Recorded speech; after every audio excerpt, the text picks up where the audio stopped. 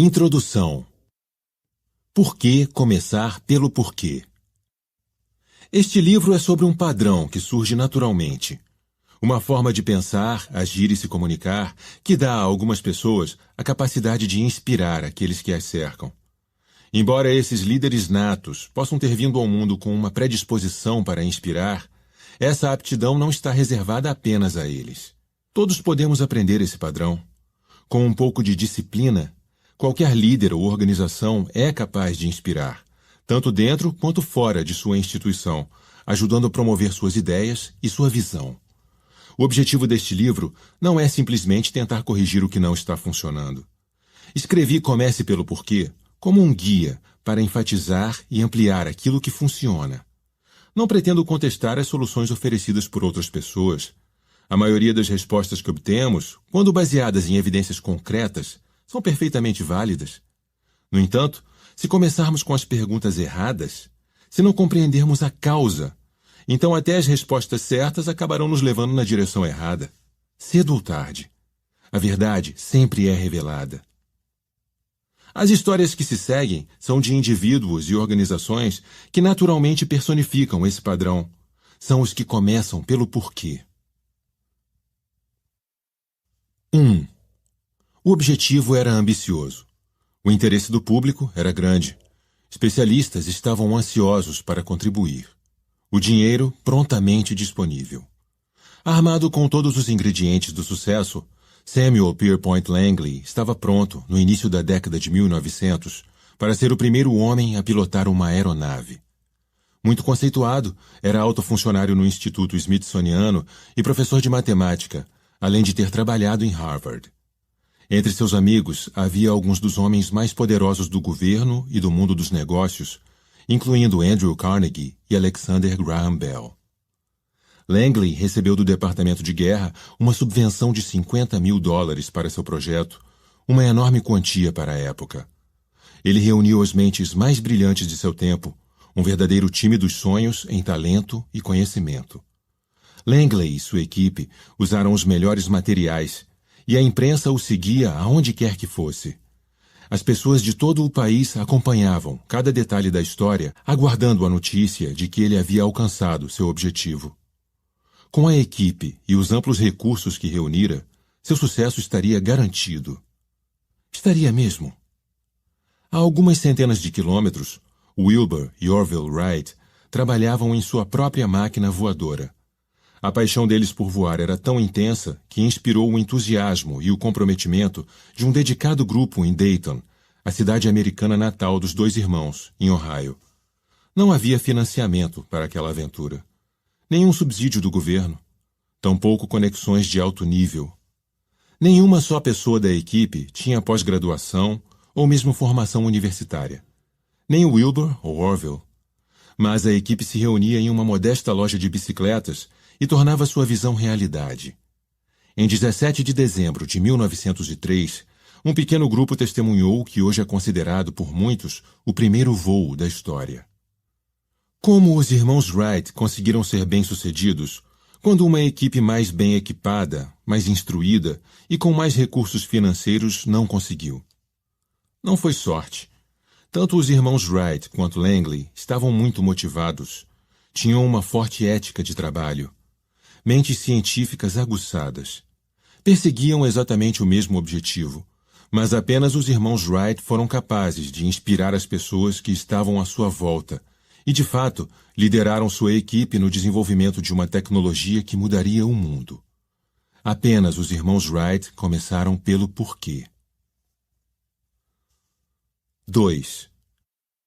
Em 1965, estudantes no campus da Universidade da Califórnia, em Berkeley, foram os primeiros a queimar publicamente seus certificados de alistamento militar para protestar contra o envolvimento dos Estados Unidos na Guerra do Vietnã. A região do norte da Califórnia era um viveiro de sentimentos antigovernistas e anti-establishment. Cenas de confrontos e tumultos em Berkeley e em Oakland foram transmitidas para todo o mundo, alimentando movimentos solidários nos Estados Unidos e na Europa. Mas foi só em 1976, cerca de 3 anos após o término do envolvimento militar americano no conflito do Vietnã, que eclodiu uma revolução diferente. Eles pretendiam criar um impacto, uma enorme ruptura, a ponto de desafiar o modo como as pessoas percebiam o funcionamento do mundo. Mas esses jovens revolucionários não atiravam pedras, nem pegavam em armas contra um regime autoritário. Em vez disso, decidiram vencer o sistema jogando com as cartas dele. Para Steve Wozniak e Steve Jobs, os cofundadores da Apple Computer, o campo de batalha era o dos negócios, e a arma escolhida foi o computador pessoal. A revolução do computador pessoal estava ganhando forma quando Wozniak construiu o Apple I. Logo que começou a atrair a atenção, a tecnologia foi vista como uma ferramenta para trabalho. Os computadores eram complexos demais e o preço estava fora do alcance do consumidor médio. Mas Wozniak, um homem que não era motivado por dinheiro, vislumbrou um propósito mais nobre para a tecnologia. Ele considerava o computador pessoal um caminho para o homem comum assumir o papel de uma corporação. Se conseguisse um modo de levá-lo até as mãos de um indivíduo, pensava, o computador daria a praticamente qualquer um a capacidade de realizar muitas das funções de uma companhia com recursos muito maiores e melhores. O computador pessoal poderia nivelar o campo de jogo e mudar o modo como o mundo funcionava. Woz projetou o Apple I e aprimorou a tecnologia com o Apple II para que fosse acessível e fácil de usar. Por mais visionária ou brilhante que seja uma ideia ou um produto, se ninguém o comprar, ele não terá muito valor. O melhor amigo de Wozniak na época, Steve Jobs, com 21 anos, sabia exatamente o que fazer. Apesar de ter experiência na venda de componentes eletrônicos, Jobs provaria ser muito mais do que um bom vendedor. Ele queria fazer algo significativo para o mundo, e iria fazer isso construindo uma empresa. A Apple foi a ferramenta que Jobs usou para dar início a uma revolução. Em seu primeiro ano no negócio, com apenas um produto, a Apple obteve uma receita de $1 milhão. No segundo, alcançou 10 milhões em vendas. No quarto ano, arrecadou 100 milhões com a venda de computadores. E em apenas 6 anos, a Apple Computer tornou-se uma companhia avaliada em mais de $1 bilhão e com mais de 3.000 funcionários. Jobs e Woz não foram os únicos a participar da revolução do computador pessoal. Nem sequer foram os únicos sujeitos espertos no negócio. Na verdade, nem sabiam muito sobre o assunto. O que tornou a Apple especial não foi seu crescimento meteórico. Não foi a capacidade de seus cofundadores de pensar de maneira diferente sobre computadores pessoais. O que fez a Apple ser especial foi eles terem sido capazes de repetir o padrão. Ao contrário de qualquer um de seus concorrentes, a Apple foi bem-sucedida em colocar em questão ideias convencionais sobre a indústria de computadores, a indústria de componentes eletrônicos, a indústria da música, a indústria de celulares e a indústria do entretenimento. E o motivo é simples. A Apple inspira. A Apple começa pelo porquê. 3. Ele não era perfeito. Tinha suas singularidades. Não era o único a sofrer em uma época pré-direitos civis, e havia muitos outros oradores carismáticos. Entretanto, Martin Luther King Jr. tinha um dom. Ele sabia como inspirar pessoas. O Dr. King sabia que, se era para o movimento pelos direitos civis ser bem-sucedido, se era para haver uma mudança real e duradoura, isso exigiria mais gente do que ele e seus aliados mais próximos. Exigiria mais do que palavras motivadoras e discursos eloquentes. Exigiria pessoas, dezenas de milhares de cidadãos comuns, unidos por uma única visão: mudar o país. Às 11 horas da manhã de 28 de agosto de 1963, eles mandariam a mensagem a Washington de que estava na hora de os Estados Unidos seguirem um novo caminho. Os organizadores do movimento pelos direitos civis não enviaram milhares de convites, nem havia um site na internet para confirmar a data. Mas as pessoas apareceram e continuaram a chegar.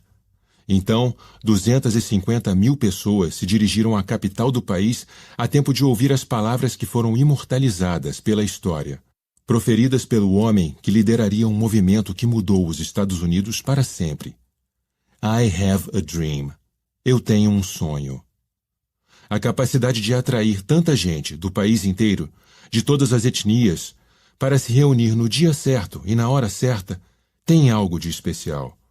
Ainda que outros também soubessem o que precisava ser mudado a fim de garantir direitos civis para todos, foi Martin Luther King quem conseguiu inspirar uma nação a mudar. Não só para o bem de uma minoria, mas para o bem de todos.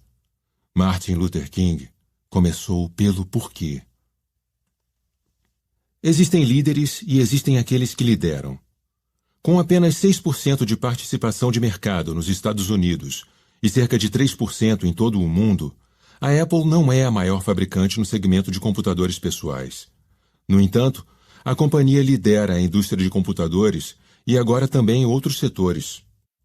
As experiências de Luther King não foram exclusivas, mas foi ele quem inspirou uma nação a mudar.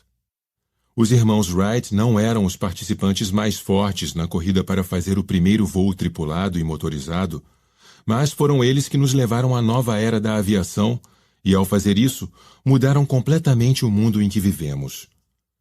Seus objetivos não eram diferentes do que os de qualquer outra pessoa e seus sistemas e processos foram facilmente replicados. Mas os irmãos Wright, a Apple e Martin Luther King se destacam entre seus pares. Eles são um ponto fora da curva, e seu impacto não é reproduzido com facilidade. São membros de um grupo muito seleto de líderes que fazem algo muito, muito especial. Eles nos inspiram. Quase todas as pessoas e organizações precisam motivar outros indivíduos a agir por uma ou outra razão. Alguns querem motivar uma decisão de compra. Outros buscam apoio ou voto. Há ainda aqueles interessados em motivar as pessoas a trabalhar com mais afinco ou eficiência, ou apenas fazê-las seguir as regras. A capacidade de motivar pessoas não é por si só difícil. Em geral, está ligada a algum fator externo. Incentivos atraentes ou ameaças de punição com frequência suscitam o comportamento desejado. A General Motors, por exemplo, motivava com tanto sucesso as pessoas a comprarem seus produtos que vendeu mais carros do que qualquer outro fabricante no mundo por mais de 70 anos. No entanto, apesar de serem líderes em seu setor, eles não lideravam. Os grandes líderes, por outro lado, têm a capacidade de inspirar as pessoas a agir. Eles oferecem um sentimento de propósito e de pertencimento que tem pouco a ver com qualquer incentivo externo ou benefício que se possa obter. Quem lidera de verdade consegue criar uma legião de seguidores que não agem porque foram levados a isso, mas porque foram inspirados. Para aqueles que estão inspirados, a motivação para agir é profundamente pessoal. Eles são menos propensos a ser atraídos por incentivos. Os que estão inspirados estão dispostos a pagar o preço ou suportar inconveniências e até sofrimento pessoal. Os que são capazes de inspirar vão criar um grupo de seguidores, apoiadores, eleitores, clientes, funcionários, que agem pelo bem do todo, não porque são obrigados, mas porque assim o desejam. Embora em termos numéricos sejam relativamente poucos, as organizações e os líderes que têm a aptidão natural para nos inspirar aparecem em vários formatos e tamanhos. Podem ser encontrados tanto no setor público quanto no privado. Estão em todos os tipos de atividades, vendendo para clientes finais ou para outras empresas. Onde quer que estejam, todos têm um nível desproporcional de influência em seu ramo de atividade. Possuem os consumidores e os funcionários mais leais, e costumam ser mais lucrativos que os concorrentes. São mais inovadores e, o que é mais importante, capazes de sustentar tudo isso no longo prazo. Muitos deles transformam seus setores. Alguns até mudam o mundo. Os irmãos Wright, a Apple e o Dr. King são apenas 3 exemplos. A Harley-Davidson, a Disney e a Southwest Airlines são outros 3. John F. Kennedy e Ronald Reagan também foram capazes de inspirar. Não importa a origem, todos têm algo em comum. Todos os líderes e empresas inspiradores, seja qual for o tamanho ou o setor, pensam, agem e se comunicam exatamente da mesma forma. E essa forma é totalmente o oposto do que os outros fazem. E se pudéssemos todos aprender a pensar, agir e nos comunicar como aqueles que inspiram? Eu imagino um mundo no qual a capacidade de inspirar seja praticada não só por alguns poucos, mas pela maioria. Estudos demonstram que mais de 80% dos americanos não estão no emprego dos sonhos. Se mais gente soubesse como construir organizações que inspiram, poderíamos viver em um mundo no qual as estatísticas indicassem o oposto. Mais de 80% das pessoas amariam o próprio emprego. Quem acorda feliz para ir ao trabalho é um profissional mais produtivo e mais criativo. Voltam para casa mais felizes e têm famílias mais felizes.